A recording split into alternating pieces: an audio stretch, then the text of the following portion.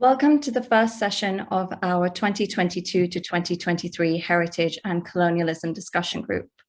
This year's talks center around the theme Legacies of Injustice.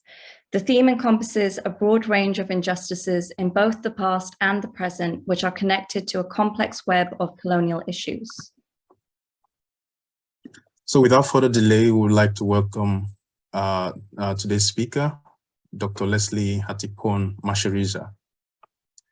Dr. Machiridza is a current postdoctoral fellow at the University of Cologne in Germany and a senior lecturer in the Department of History, Archaeology and Development Studies at the Great Zimbabwe University. Between 2006 and 2008, he was an assistant curator of archaeology at the Natural History Museum in Bulawayo, Zimbabwe, and the Western Region Museum of the National Museums and Monuments of Zimbabwe. Currently, Dr. Machiridza is a team member of the GZU, which is a Great Zimbabwe University, UNESCO Chair on African Heritage from 2021 to 2024, as well as the research member of the Heritage Place Lab pilot phase under the ICROM and IUCN World Heritage Leadership Program. Dr. Machiridza got his MA and PhD in archaeology from the University of Pretoria in South Africa, and his research interests and publications span across the disciplines of archaeology, heritage, and museum studies. More precisely, he focuses on issues of social organization, development of complexity, material culture, identities, ethnicity, indigenous traditions, and indigenous knowledge systems. He also writes about heritage and memory, museology, and issues of decoloniality. Dr. Lesley will be kicking us off for this term with the topic Critical Reflections on Heritage, Repackaging for Industrialization, Blessing or Curse. Welcome, Dr. Lesley, the floor is yours. Thank you very much for inviting me, and good day to you all. So I'll be sharing my screen.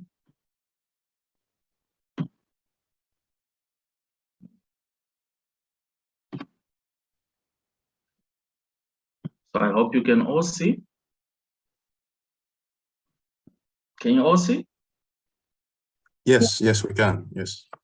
Okay, so my talk is on critical reflections on heritage, repackaging for industrialization, a blessing or curse. Maybe a little bit of background on this topic. Oh, sorry, my screen is not moving.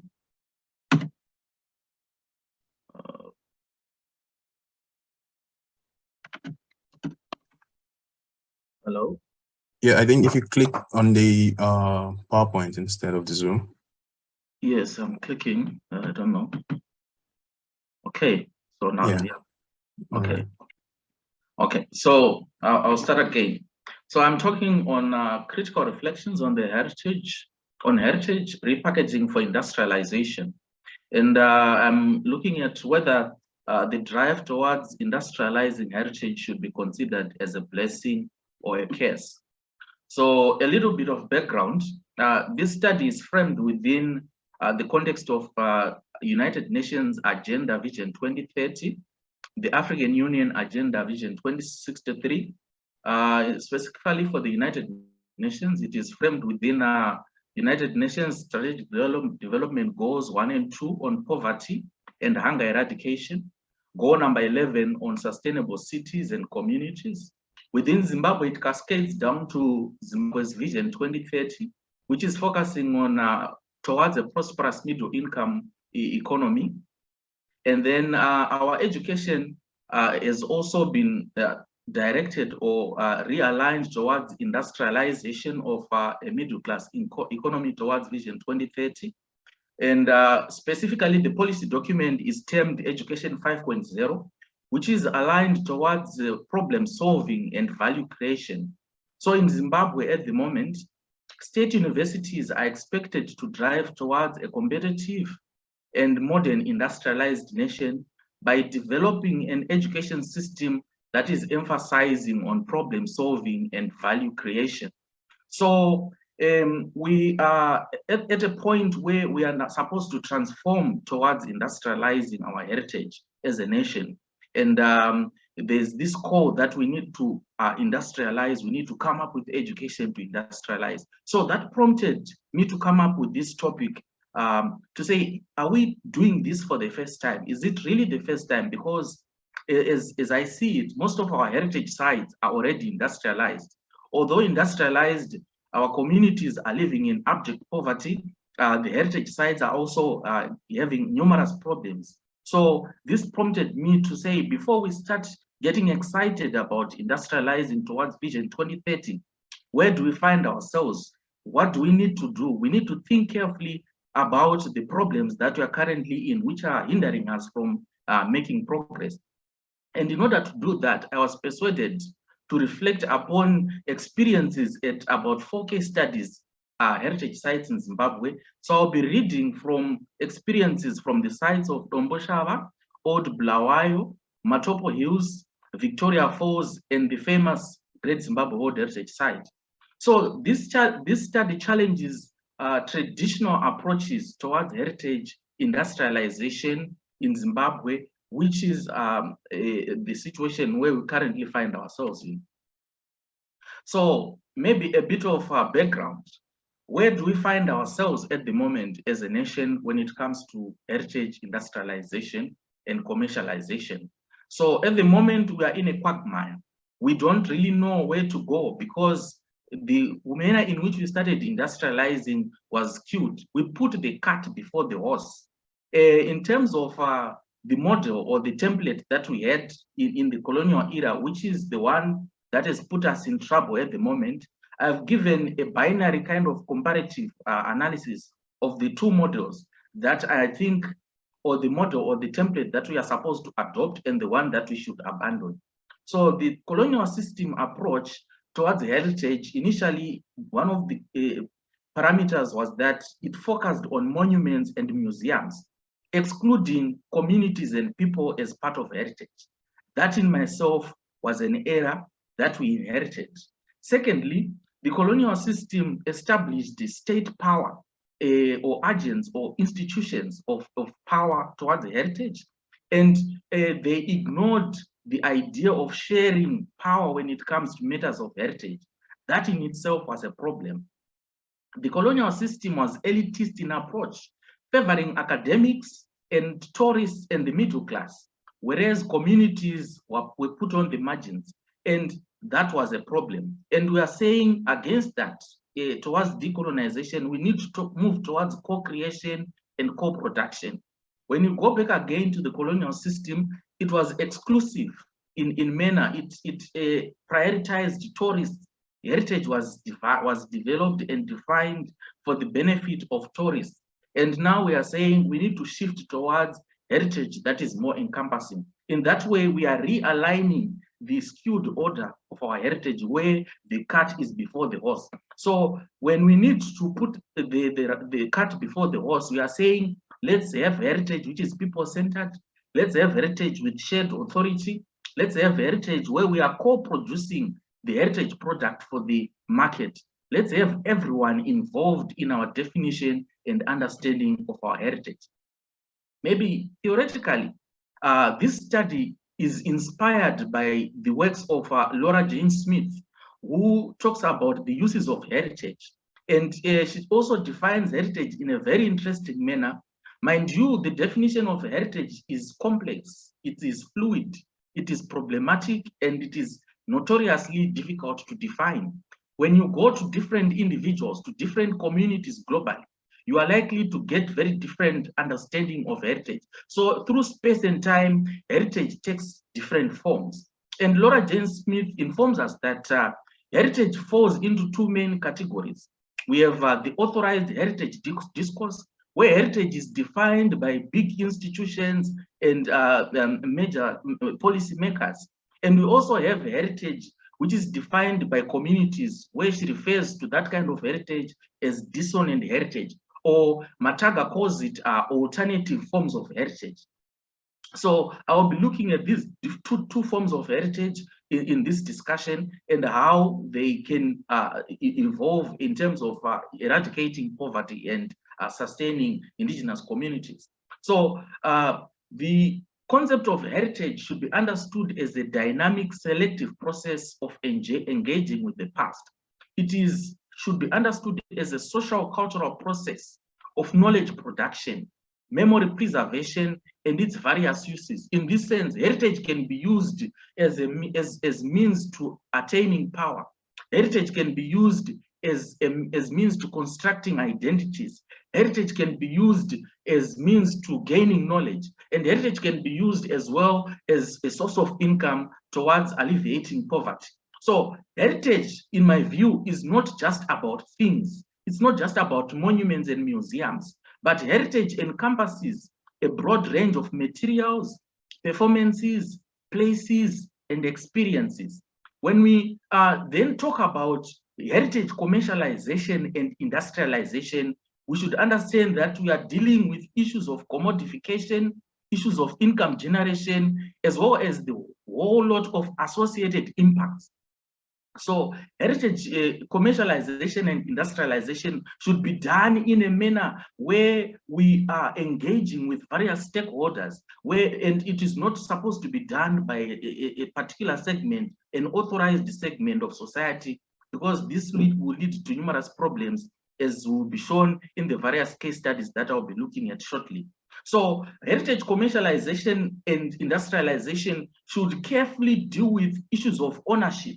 It should carefully handle issues of power and expert authority. It should carefully deal with issues of community agency, stage performances, and ethics. So heritage industrialization and commercialization should be premised within the decolonial framework. And I also think we need to pay attention to the decolonial framework, which has assumed numerous definitions and meanings throughout the period that it has been in use as a buzzing word. So in my view, decolonization should be understood as a critique of biased colonial knowledge in the quest for core knowledge production. And in this case, when you talk about heritage decolonization, we are talking about collaborative engagements towards knowledge production by involving a much wider community.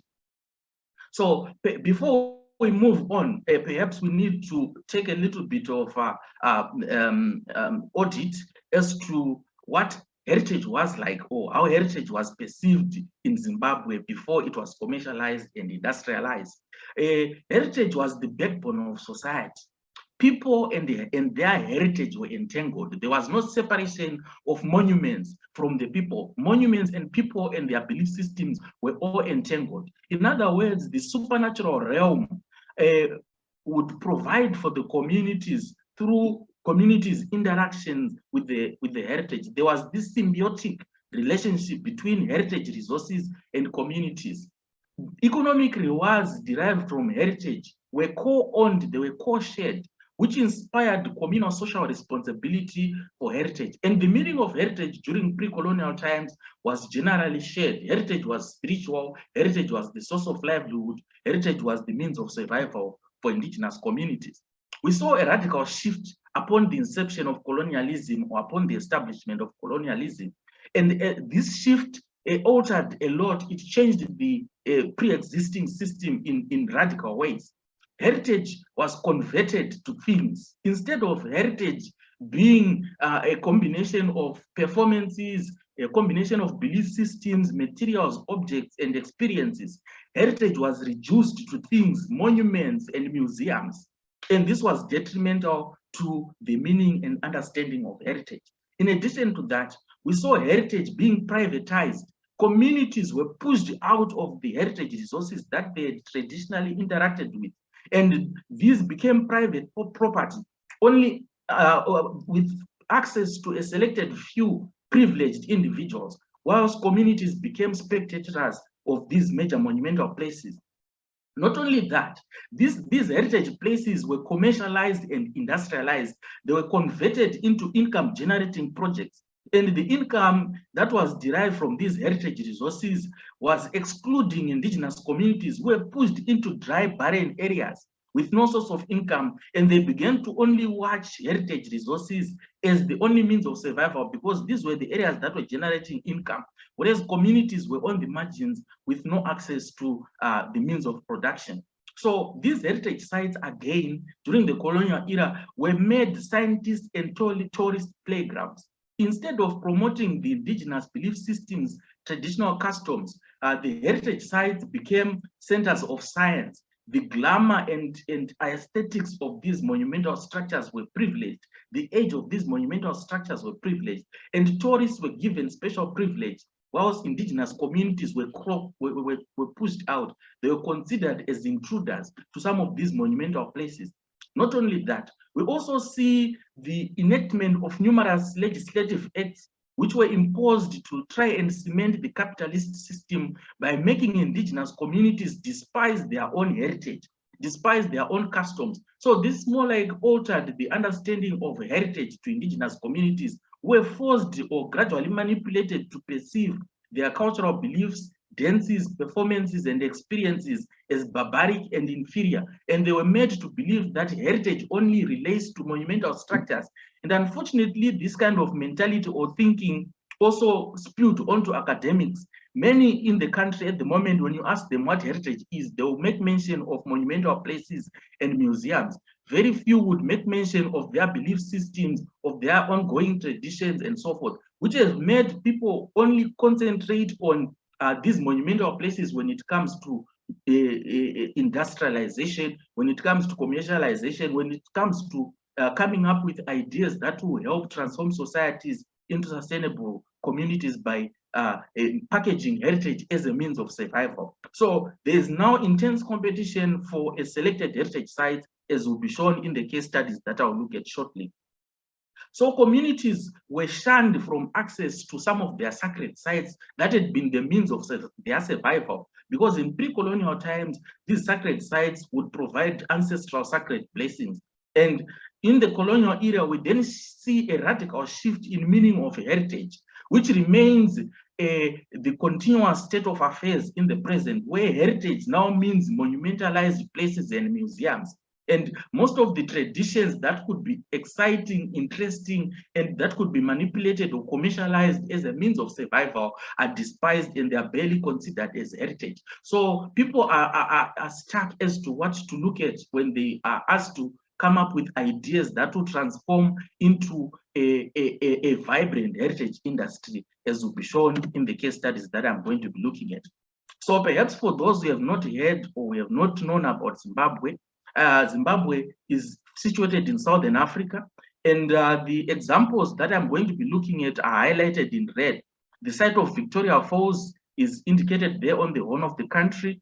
The site of Domboshava is northwest of the city of Harare, very close there, up there. And then the site of Great Zimbabwe is situated on the southeastern part of Zimbabwe. And the site of Old Bulawayo and Matobo's World Cultural Landscape is situated on the southwestern part of Zimbabwe, close to the city of Bulawayo, as indicated or illustrated on the map. All these sites that I'm looking at are hotly contested heritage sites that are facing numerous problems as a result of the continuity of the colonial system, which I'm arguing in this paper needs to be decolonized. So a closer look at the site of Domboshava. This site is a prominent rock art site with illustrations of rock art belonging to the late Stone Age. The rock shelter has got spectacular paintings, as you can see, and there's a sacred tunnel that is there, which communities use as part of their rainmaking rituals. And it is a very big sacred forest where communities also go to perform their rainmaking rituals. And in the 1990s, using the colonial framework or colonial mentality, the Statutory Institute of Heritage within the country of Zimbabwe developed what is called the Heritage Master Plan. So they wanted to convert this site into a tourist center where people would come and pay, and they would generate revenue through cultural tourism. And because of this skewed template of heritage industrialization that was being used, in May 1998, locals resorted to burning down the curio shop, and they splashed oil paint, which you see at the bottom right-hand corner of the picture. They splashed dark brown oil paint on the rock paintings in protest of the manner in which the site was managed, which was exclusionary to indigenous communities. So through this site, we note that conflict was centered on issues of access, where communities were barred from having access to their heritage sites, as well as the economic returns that were being generated through the heritage site were confined to what we would consider as the authorities or the government, whereas the communities were shunned, they were pushed out, and that approach was problematic. It was not only at Old Bulawayo that we faced the challenge.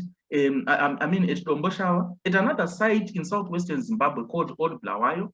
This site is a historical capital of the Ndebele state, which dated between 1840 and 1893. It was founded by King Lobengula, the son of Mzilikazi, who had died in 1868. This site was declared a national monument in 1866. And during the 90s, as part of the Heritage Master Plan, this site was targeted for cultural tourism through development of a theme park. Again, using this colonial template where communities are not consulted, but ideas are simply formulated and imposed on communities. Communities were supposed to be used as pawns to try and act or do performances that would entertain tourists, and in the end, a revenue would be generated. And that revenue was unfortunately not going to community coffers, but the revenue was going to go towards the state agent's income, which was a perpetuation of the colonial system again, where communities are always on the margins of heritage being used to sustain the state, whereas they are living in poverty. So in 2006, this site was officially opened, and conflicts which had started upon the inception of the project escalated to a point that in August 2010, the site was up in flames through suspected acts of arson. So this site had brick structures, but as you can see through the top right-hand corner, it had some beams which were made of thatch, and these are very flammable.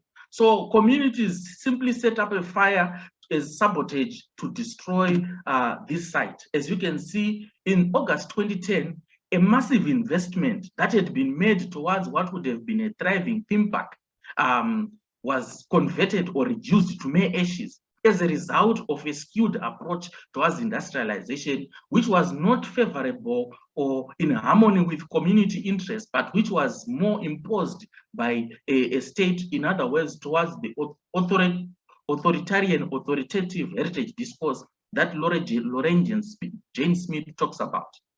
This again happens at a related site near Old Bulawayo, again in southwestern Zimbabwe. This is a cultural landscape, a World Heritage cultural landscape called Matobo Hills.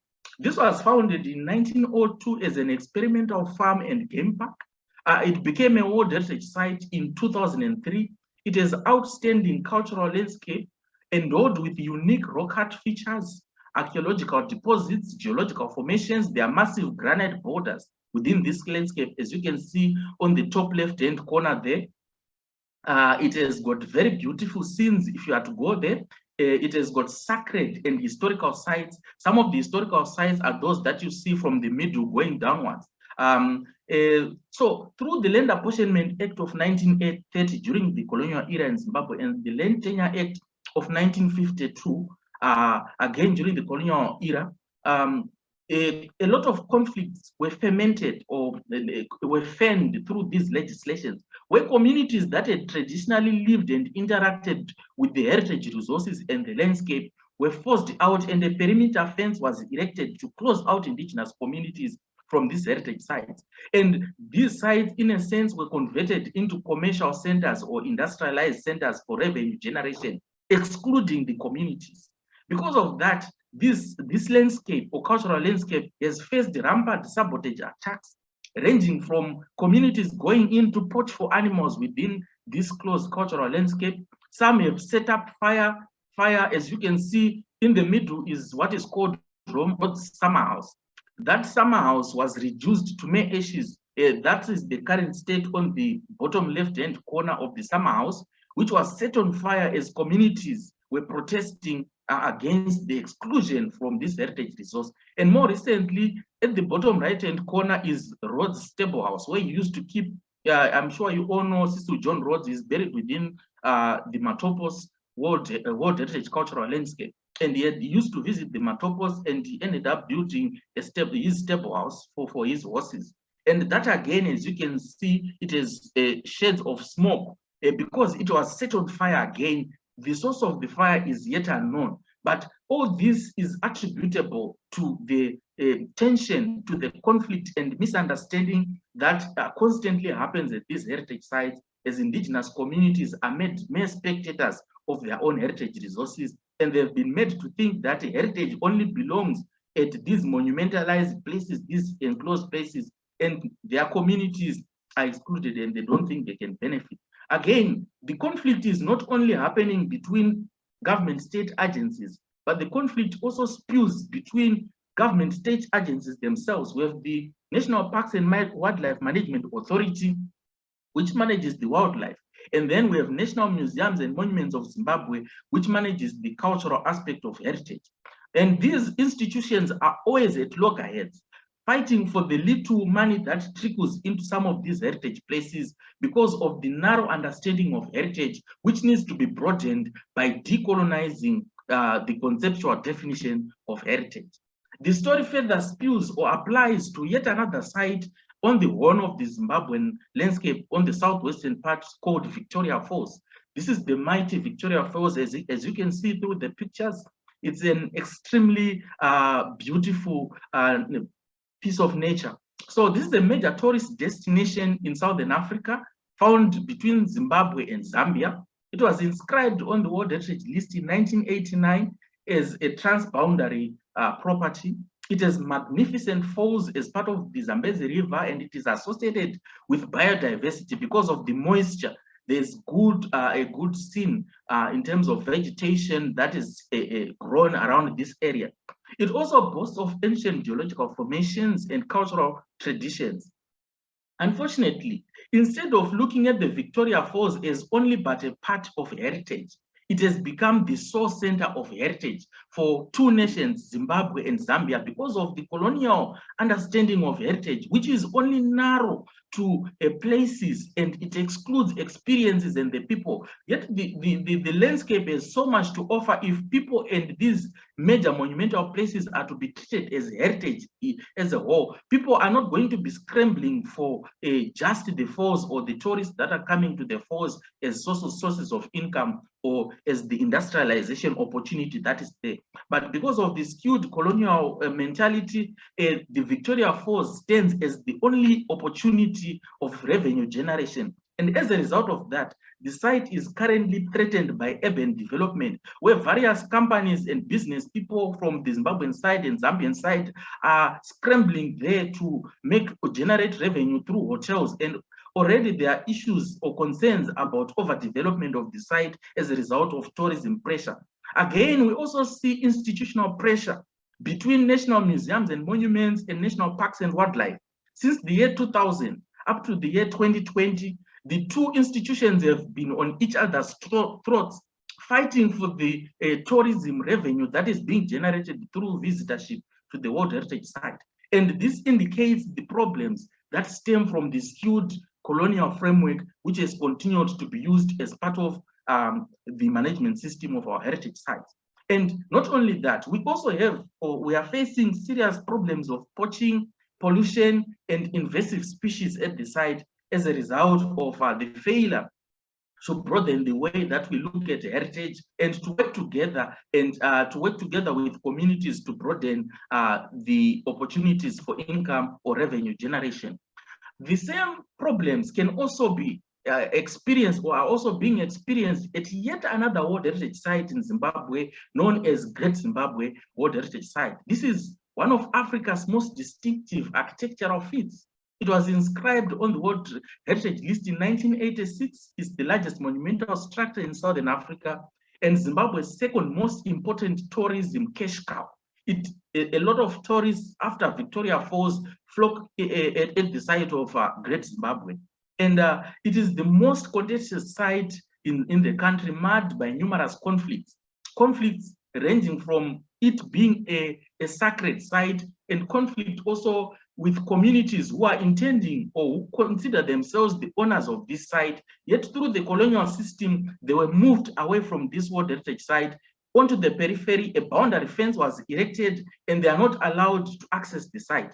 And until today, the state agent, National Museums and Monuments of Zimbabwe, is the sole authority within this landscape, together with its cohort of archaeologists who bar communities. They regulate access into the site amongst communities who initially were the owners of this heritage. Now they are found on the margins, having to see tourists coming in and leave money, which is only benefiting the state whilst they are languishing in poverty on the peripheries of the World Heritage Site. So in protest, some of the signs of conflict and sabotage relate to pulling down of the perimeter fence during the 1950s, when communities saw this site enclosed as a World Heritage Site and developed for tourism. They resorted to pulling down the perimeter fence. Some of them set up fires, regular fires, and these go into the site, which is a perennial management problem at the site because of that.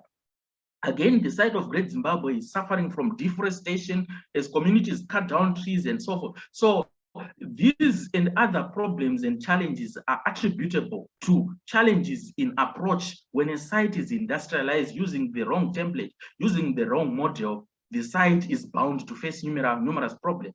And at the bottom of the picture, you will see that is what is called the Shona village. And this again is not necessarily meant for communities to project their heritage, but rather communities, in my view, are being exploited by the government state agent to generate revenue on the part of National Museums and Monuments. This is not supposed to be a model village, because the model villages are there. The actual villages, which are not performances or acts of reality, are there around Great Zimbabwe World Heritage Site. But the communities were encouraged to move in and set up a model village so that they would perform for tourists. And most of these tourists would have an alternative means of entertainment or leisure on the basis of the cultural village. Yet the communities can actually extend the tourism experience by hosting tourists within their communities. But again, because of the colonial mentality that continues to dominate or shape our heritage sector, communities were encouraged to move into the Shona village, which is found within the World Heritage perimeters, where they are barred or where they are not allowed to access. And that, in my view, is a sign of the continuity of the colonial framework.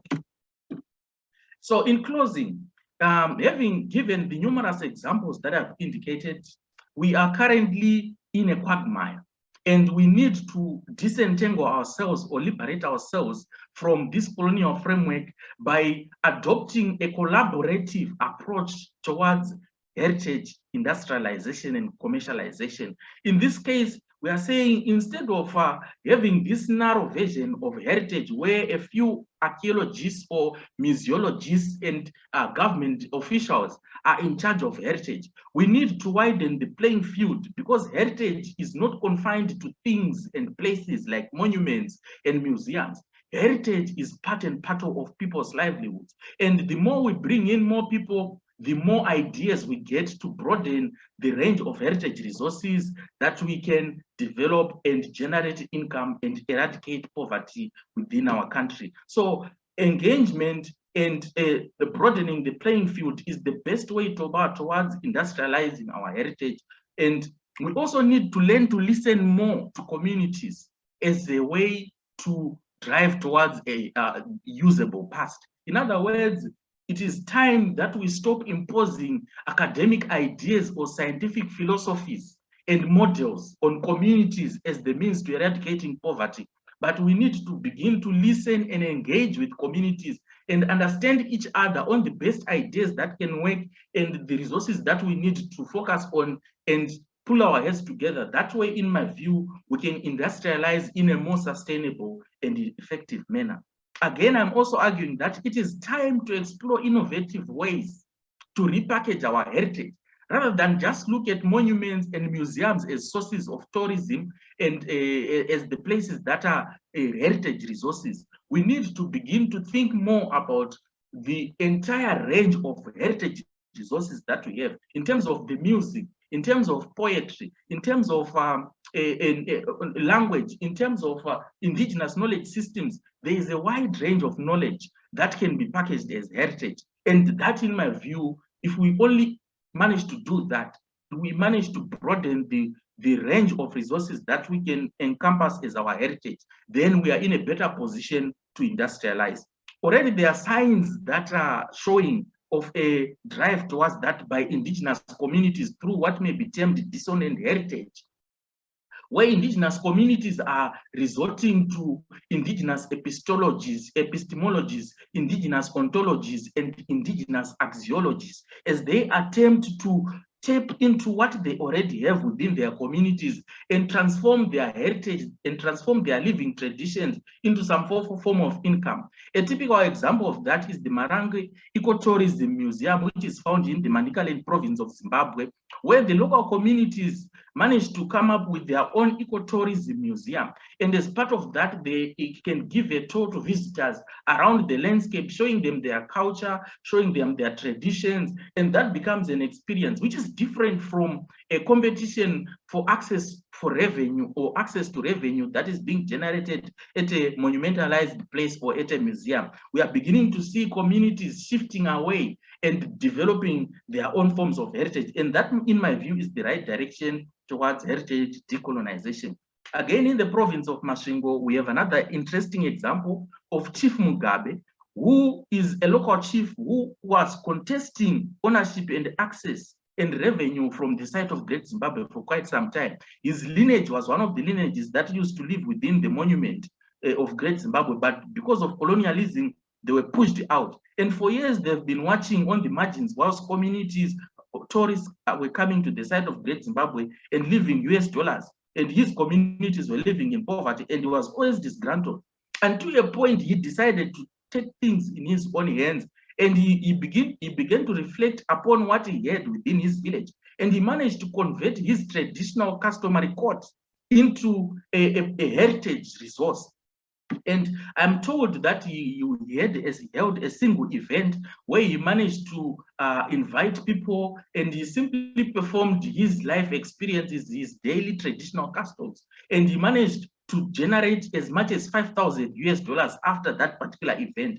That, in my view, is the right direction towards heritage industrialization. Moving a little bit further afield, we are given an interesting example by Eudidius Ichumbaki in Tanzania. I'm glad this video is there on YouTube for everyone to see through the link that I've indicated there. He talks about how they've been interacting and engaging with the communities to try and find solutions to problems, to try and repackage heritage so that communities can begin to generate income. And he cites numerous successful examples and interesting examples where heritage experts have been closely collaborating, listening and engaging with communities to try and come up with a package that can be industrialized.